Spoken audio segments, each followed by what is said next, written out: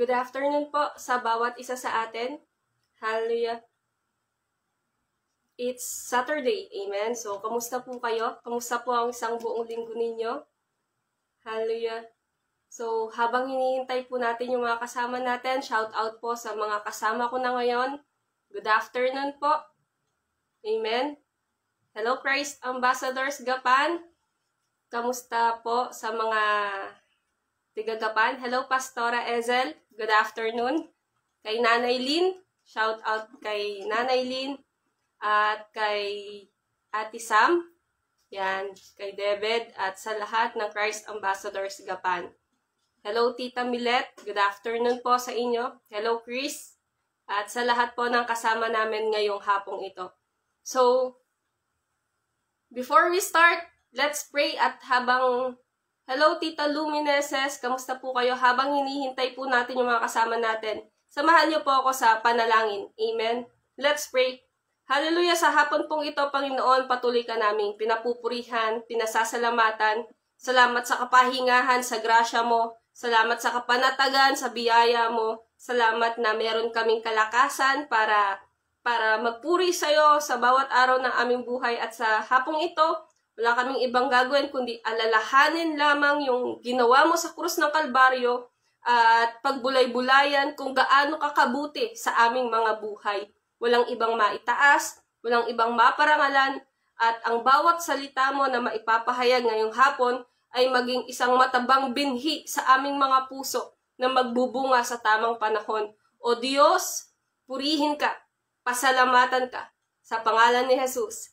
Amen, amen, and amen. So, good afternoon po sa bawat isa sa atin. Sabi ng Bible, ng Titus chapter 2, verse 11 to 12, we all know this. Sabi niya, for the grace of God that brings salvation has appeared to all men, teaching us, denying ungodliness and worldly lust. So, dito makikita natin, meron kasing mga tanong sa mga tao, 'di ba? Puro na lang tayo grace. Pero 'di ba kailangan tinuturo din natin yung paano mag-deny ng ungodliness, paano mag-deny ng ungodly lust, 'di ba? Kailangan tinuturo din natin 'yon. Hindi na lang puro grace. Pero sabi diyan, sa binasa natin, the grace of God, sabi niya, yung subject po natin dito is ang grasya ng Diyos. Amen. The grace of God that brings salvation to all men has appeared to all men, teaching us. Amen. Teaching us. It's the grace that teaches us. And that grace is an amazing teacher. Amen. Yun, ang grace ay napakagaling na teacher. Amen. And grace is none other than Jesus. Amen. Na tinanggap natin. At pag tinuruan, o ipinakita natin sa tao ang grasya ng Diyos, grace will teach them. Amen? Yes, we teach grace. At yung grasya na yon na tinanggap natin, yung magtuturo sa atin, yung magtuturo sa bawat isa sa atin, mula sa loob, okay? Mula sa ating spirito, to deny ungodliness. Amen? Grace is an amazing teacher. At pag naunawaan po natin na tayo ay nasa ilalim na ng grasya at wala na sa ilalim ng batas. Anong sabi ng Bible? Romans chapter 6 verse 14. Ang sabi niya, for sin shall not have dominion over you, for you are not under law, but under grace. Amen?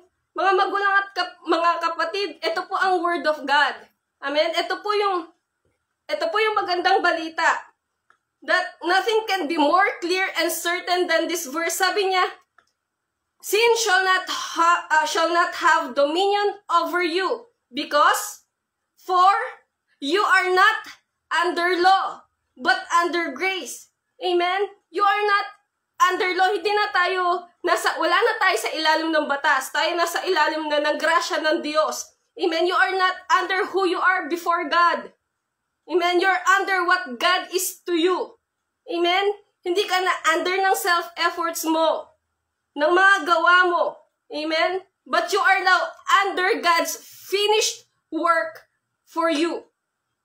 Amen? You are you are now under the unmerited favor of God. Pero yung mga tao, tinatry pa rin natin na i-divide yung holiness, ihiwalay yung holiness from grace. Paano nangyari na holy ako kahit nagkamali ako? Diba? Hindi natin naiintindihan ng mga tao na ang resulta ng grasya ng Diyos sa buhay nila ay holiness. Amen? Kaya pag pinag-uusapan po ang holiness, tandaan natin, it's not the talk, it's not the doctrine, it's the effect. Amen? It's the result of what the Lord has done apart from your efforts. You are holy. Amen? Yun yung holiness. You are holy. You are righteous. You are the righteousness of God in Christ Jesus. Amen? Kahit minsan nagkakamali ka pa rin, normal yon kasi nasa fallen world tayo eh. But continue declaring who you are. Patuloy mo lang i-declare kung sino ka kay Kristo. Okay? Hindi mo man minsan mapaniwalaan, hindi mo man minsan maintindihan dahil bakit hanggang ngayon hindi ko pa naalis yung bisyo ko o hanggang ngayon may mga pagkakamali pa rin ako nagagawa. Hindi mo man naiintindihan yon, hindi mo man mapaniwalaan mo, pero patuloy mong ideklara sa iyong mga bibig. Kasi sabi ng 2 Corinthians chapter 4 verse 13, sabi niya, the spirit of faith is there. I believed, and therefore have I spoken. We also believe, and therefore speak. Amen? Speak. Ganoon nag-ooperate ang pananampalataya. Habang sinasabi mo that you are the righteousness of God in Christ, naaapektuhan nito yung puso mo. Akala mo lang walang nangyayari sa'yo habang sinasabi mo yun, pero merong nagbabago sa'yo. Amen? At sabi ng Romans chapter 10 verse 8, the word is nigh thee, in your heart and in thy mouth and in thy heart. Una, sa iyong bibig, at pangalawa sa iyong puso. Okay? At ito po yung reality. It's who you are in Christ. Amen? You are the righteousness of God in Christ. Amen? So, kung ilalagay natin yung pagtitiwala natin sa Diyos, God sees you righteous in Christ, yun ka. Amen? And when you agree that you are the righteousness of God in Christ, the Holy Spirit in you na nananahan sa'yo will bear witness to your spirit. At every time na sinasabi mo sa sarili mo na makasalanan ako, ay hindi ako karapat-dapat kasi nagkamali na naman ako.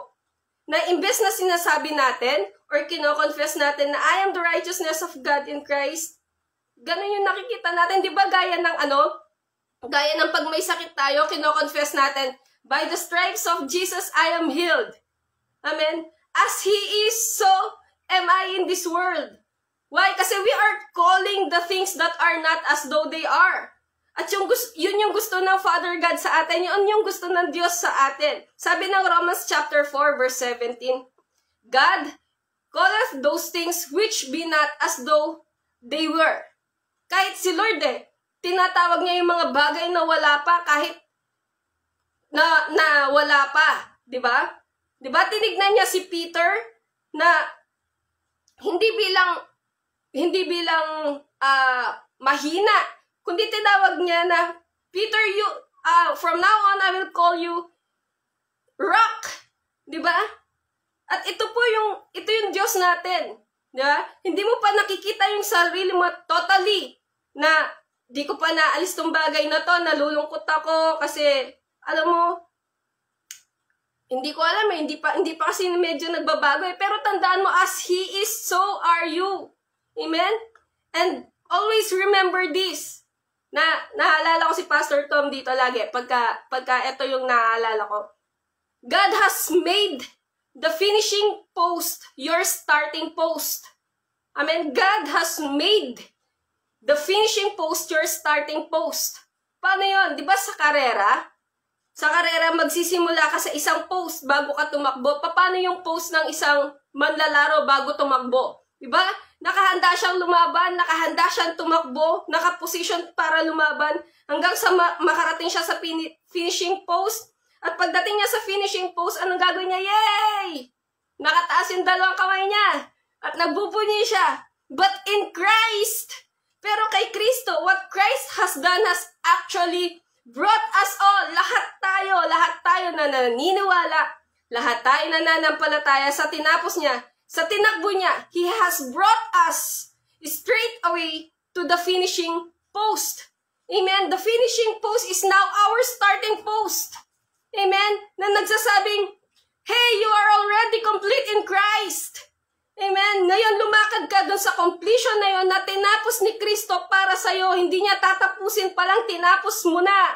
Tinapos na niya. At ikaw ngayon, lalakad ka na lang mula doon sa tinapos niya para sa'yo. Amen? Now walk in that completion that Christ has done for you. You are now seated in the heavenly places in Christ. Now, walk out that position of rest. Amen? Walk out that position of rest. Amen? Iniisip natin ngayon, tayo ay righteous na kay Kristo. We are saved by grace through faith. Yun po yung starting point natin. Amen? Yun, dun tayo nagsimula. We are saved by grace. We are righteous because of Christ. At minsan iniisip natin, kailangan nating ingatan yung holiness natin. Di ba? Iniisip natin yung holiness bilang isang university, whereas grace and holiness by faith ay mga basic curriculum na parang kindergarten, pero hindi po ganun yung tinuturo ng Bible. Amen? Hindi ganun yung tinuturo ng Bible sa atin dahil once na ikaw ay na-born again na, you are born righteous. Amen? And righteousness is a gift. Amen? You are the righteousness of God in Christ. Holy, blameless. 2 Corinthians chapter 5 verse 21b, that we might become the righteousness of God in Him. Amen? At ano po ba, pagka may naiisip kayo na nagtatanggal ng assurance ninyo sa posisyon nyo kay Kristo, yung nagpapaisip sa inyo, you're not yet, hindi pa kayo kompleto. At tinuturo ka doon sa, ayun yung finish line, no? Kailangan mong tumakbo, kailangan mong lakarin pa, kailangan mong pagtrabahuan ka para makarating ka sa finish line. Sigurado pag narating mo yung finish line na yun, makukuha mo lahat ng benepisyo. Diba? Pagka ganun, hindi okay yon. Okay? Hindi ka pa matured. Okay? Magpaka-mature ka muna para maranasan mo yung mga yan. Pero, you know what? Maturity is to realize that we start from God's position. Amen? At yung holiness na gusto nating i-produce sa sarili natin o sa mga tao na nakikita natin ay fruit of the Holy Spirit. Amen? Fruit of the Holy Spirit. Tama po ba? Yung love, joy, peace, gentleness, goodness, faith, self-control, lahat ng iyan ay fruit of the Holy Spirit. At napansin niyo po ba saan sa New Testament na isulat ito? Diba? Masasabi ba natin na ito ang holiness pagka nalakaran na natin itong mga bagay na to? At you know what? Ang holiness po ay hindi siya isang face lang na magmumukha kang, oh, I love Jesus, yung mga gano'n. Hindi yun yung holiness na sinasabi dito. At sa Galatians na to, yung unang word na sinabi niya na fruit is love. At pagkatapos ay joy, then peace.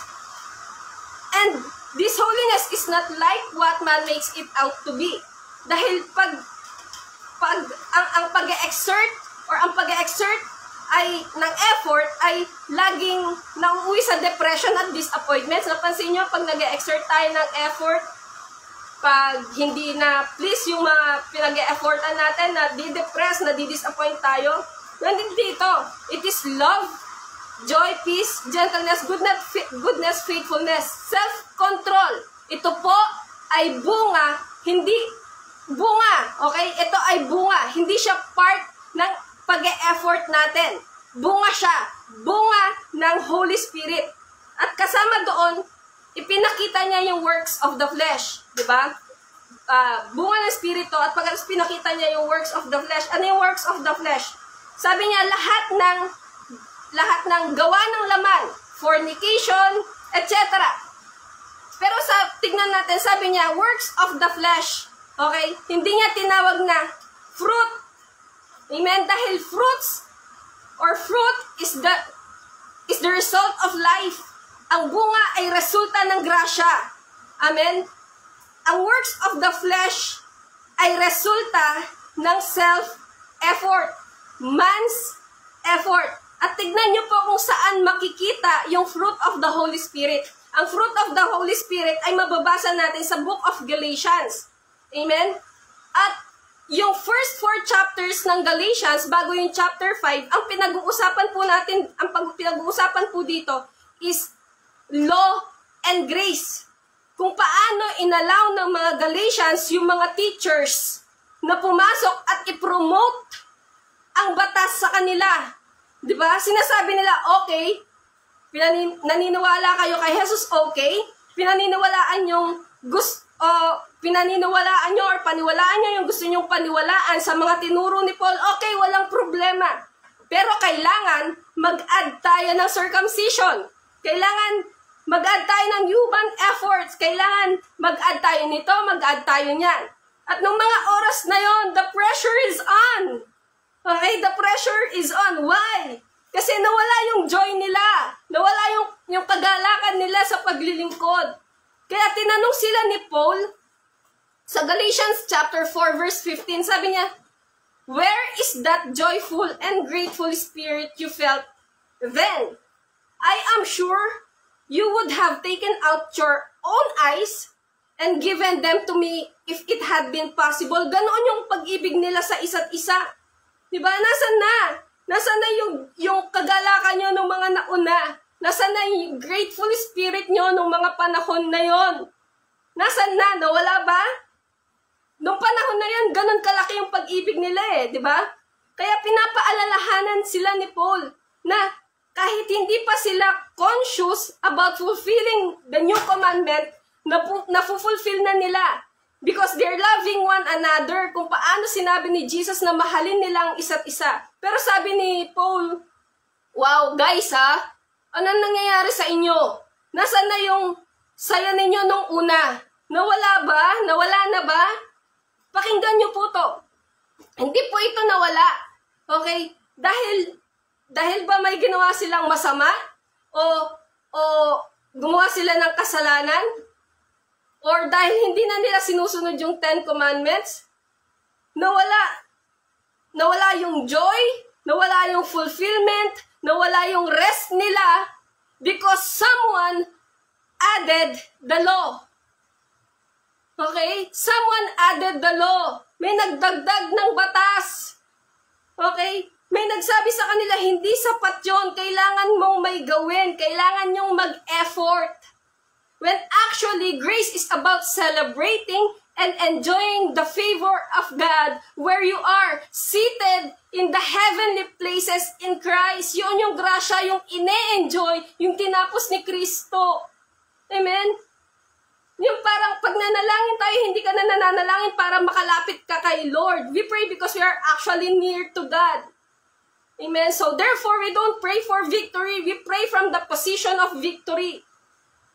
Amen? So kung gusto nating makita yung love, yung joy, yung peace, and self-control, just receive the grace of God at i-acknowledge mo yung ginawa at tinapos ni Kristo para sa'yo. At yung fruit of grace, the result of grace will be love, joy, peace, plus self-control. Amen. Remember, always remember, God has made the finishing post of our starting post. Amen. Because of the finished work of Jesus at the cross. Yung finishing post, yung nakataas na yung kamay dahil panalo na, doon tayo nagsisimula. Dahil tinapos na ni Kristo lahat para sa atin. Lalakaran na lang natin, paniniwalaan na lang natin. Hindi na natin kailangan mag-effort para ma-receive pa natin yung dapat nating ma-receive kasi binigay na ni Kristo sa atin yung kung ano man yung gusto niyang ibigay sa atin. Amen? So, rest. Amen? Rest. We're starting from grace and we will finish sa grace din. Nagsisimula tayo sa kapahingahan at matatapos tayo sa kapahingahan. So, do not add anything sa tinapos ni Kristo sa krus ng Kalbaryo, sa kinumpleto ni Kristo. Huwag na tayong mag-add doon because what He did is perfectly perfect and completely complete. Amen? It's all about Jesus and what He has finished for us. Just receive it and rest from it. Amen? So sa hapon pong ito, ine-encourage ko po kayo na ngayon pa lang namin nakasama na tanggapin po ang grasya ng Diyos sa inyong mga buhay. Wala na po tayong kailangan gawin. Tinapos na po ni Kristo para sa atin. Ang kailangan na lang natin ngayon, tanggapin, paniwalaan kung ano yung para sa atin na tinapos niya na sa krus ng Kalbaryo. Paano? Simple lang po. Buksan natin ang ating puso. Tanggapin natin si Jesus bilang Panginoon at sariling tagapagligtas. Amen? At pagkatapos, mararanasan din natin kung ano man yung tinapos ni Kristo sa krus ng Kalbaryo. Simple lang, sumunod lang po kayo sa maiksing panalangin pagtanggap natin sa hapong ito. Amen? So, samahan niyo po ako sa panalangin. Sabihin natin lahat, Panginoong Jesus, sa oras na to, salamat sa kabutihan at pag-ibig mo. Binubuksan ko po ang aking puso. Tinatanggap kita bilang Panginoon at sariling tagapagligtas. Ako ay naniniwala na ikaw ay Diyos na nagkatawang tao, na napako sa krus upang ako ay tubusin at pagkalooban ng buhay na walang hanggan. Kaya sa oras na to, salamat at ikaw na ang maghari sa aking buhay. Salamat sa buhay na walang hanggan at sa regalong kapatawaran sa lahat ng aking mga kasalanan. Purihin ka, Jesus. Amen. Amen at amen. So sa hapon pong ito, kung kayo po ay tumanggap sa ating Panginoong Jesus, congratulations po. And welcome to the family of God. So, everyday po meron tayong online prayer at naniniwala po ako na patuloy po ninyong mararanasan, makikilala ang Diyos everyday sa pagpapahayag po ng kanyang mga salita bawat hapon. So, sa hapon pong ito, hayaan niyo po na ipanalangin ko kayo. Let's all pray.